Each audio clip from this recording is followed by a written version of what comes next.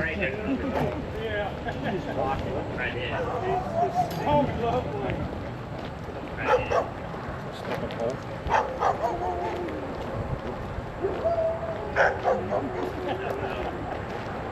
I have to abandon Well, that was this. Abandon ship. Yeah. men and women traverse. Okay, I'll try and go in the shade.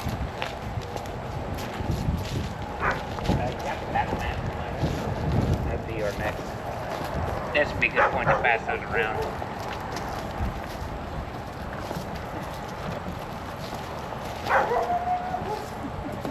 Alright, here we go. Not a lot of dogs today. There's usually in front of the Can everybody hear me over the dogs? Alright. Sometimes the mic's like muffled and I can't tell. Anyway, so the reason we stopped here Did you want to see the is because I can show you the battle line. So the early part of the battle, the Confederate Army was up on Shirley's Hill, which overlooks the town, up there above the interstate. trees blocking? Yeah, you can see.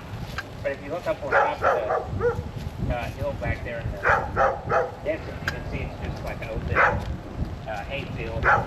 So, when you pass the battle maps around, you can see in the morning the Confederate Army, their artillery was set up on Shirley's Hill, and then directly behind us, at the corner of this fence, is where some of the Union artillery batteries were set up, and then there was also some in St. Matthew's Cemetery further north of town, which is top there.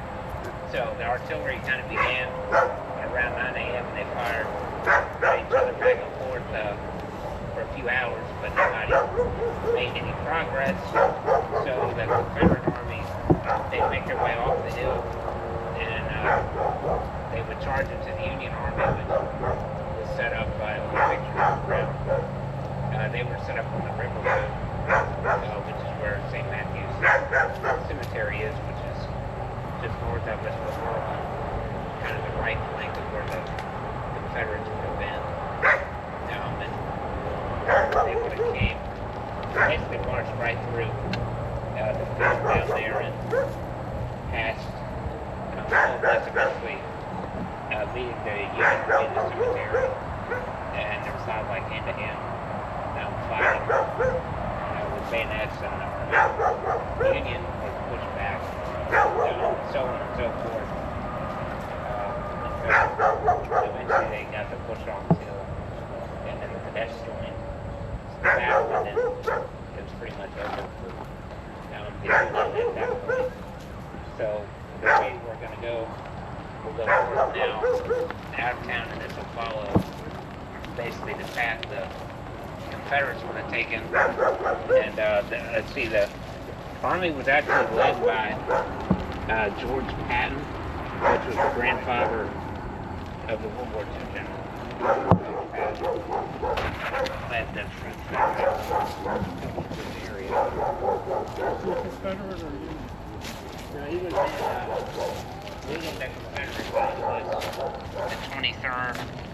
the 23rd, 62nd Virginia, and it might have been 21st, but they would have all been kind of the right flank.